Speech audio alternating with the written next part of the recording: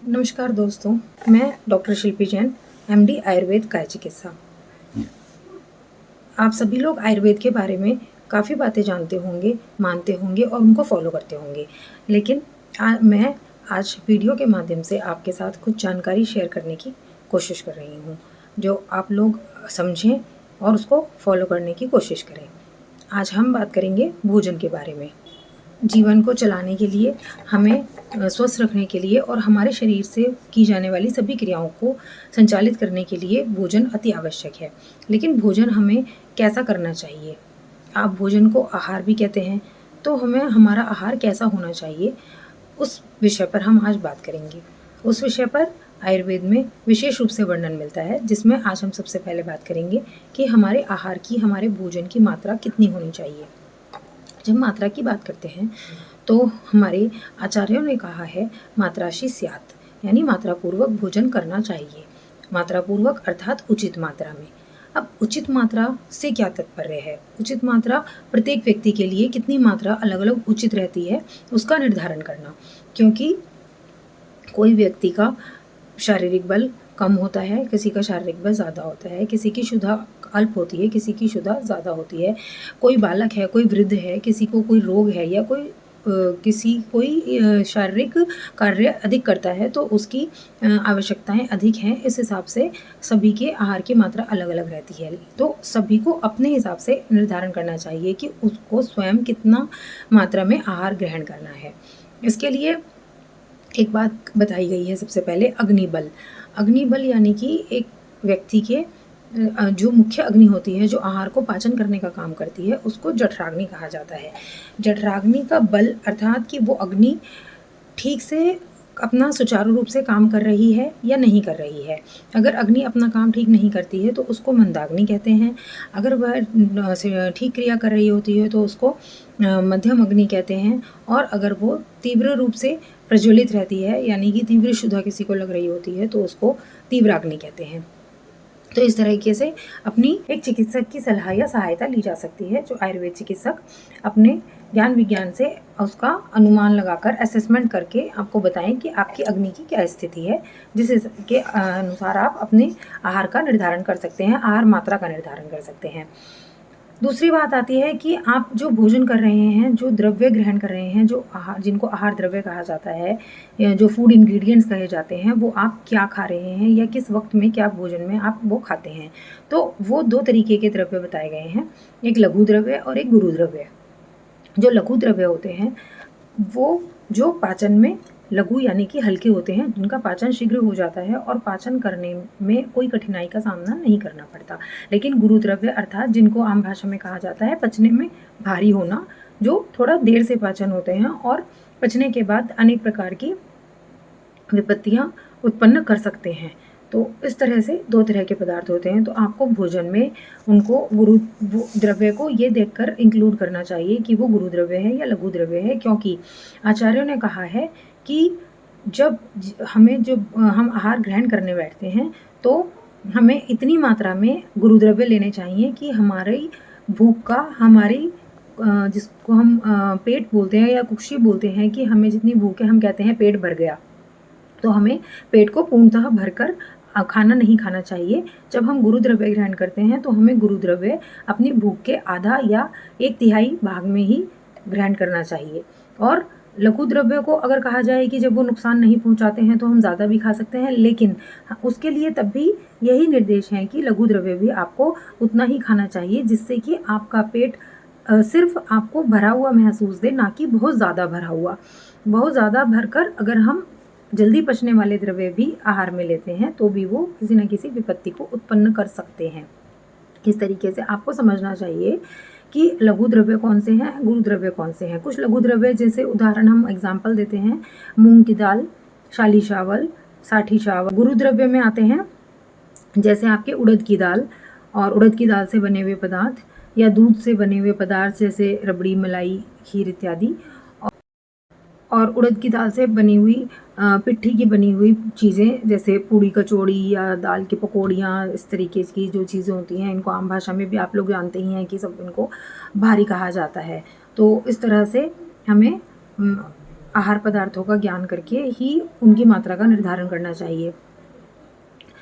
इसी के साथ-साथ यह वर्णन भी मिलता है कि हमें कुछ चीज़ों का सेवन लगातार करना चाहिए और कुछ चीज़ों का सेवन लगातार नहीं करना चाहिए। लगातार करने से मतलब है कि ज़्यादा अगर हम प्रतिदिन उन चीज़ों का लगातार सेवन करते रहते हैं, तो वो हमारे लिए, हमारे शरीर, हमारे स्वास्थ्य के लिए हितकारक होती हैं।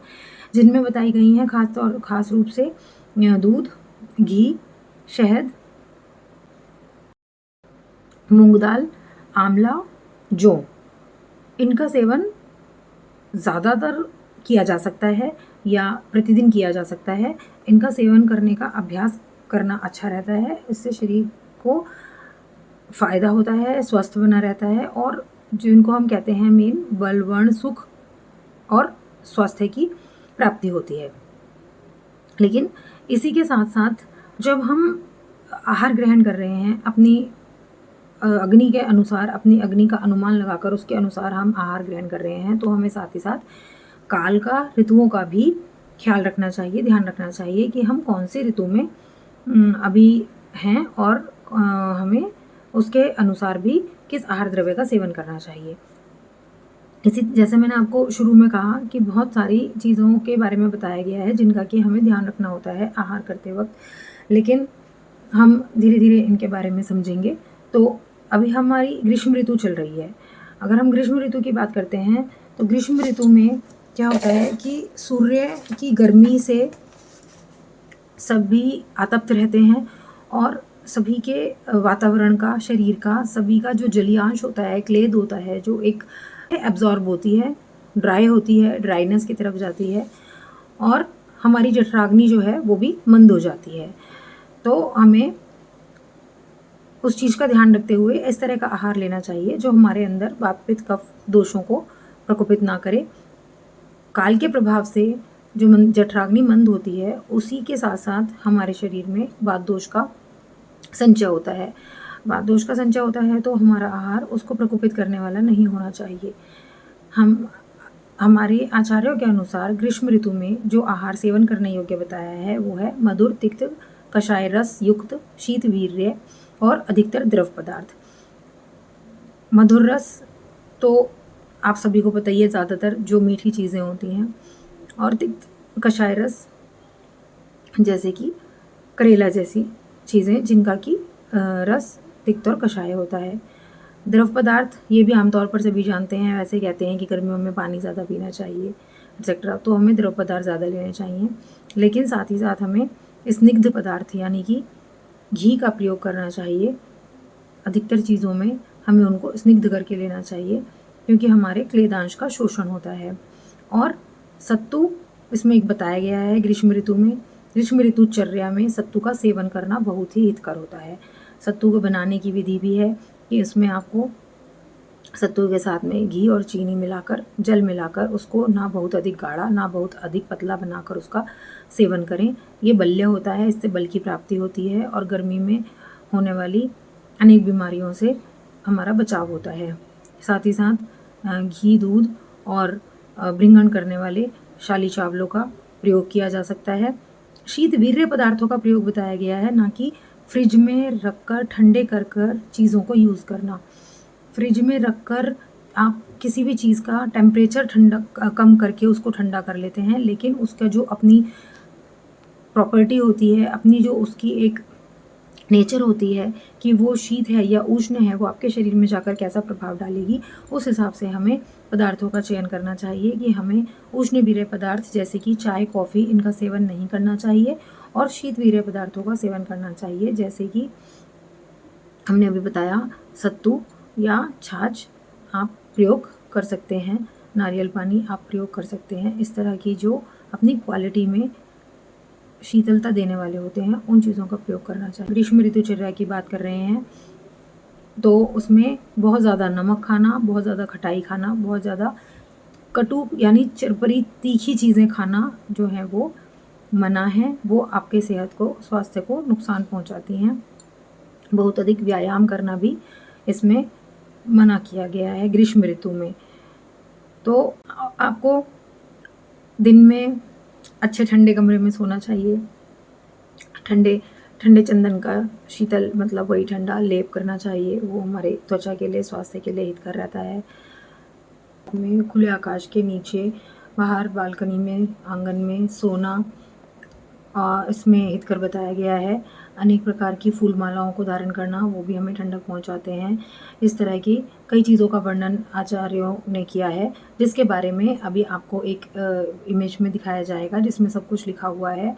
तो आप मैं उम्मीद करती हूँ उसको देखेंगे, पढ़ेंगे, समझेंगे और इन चीज़ों को फॉलो करने की कोशिश करेंगे।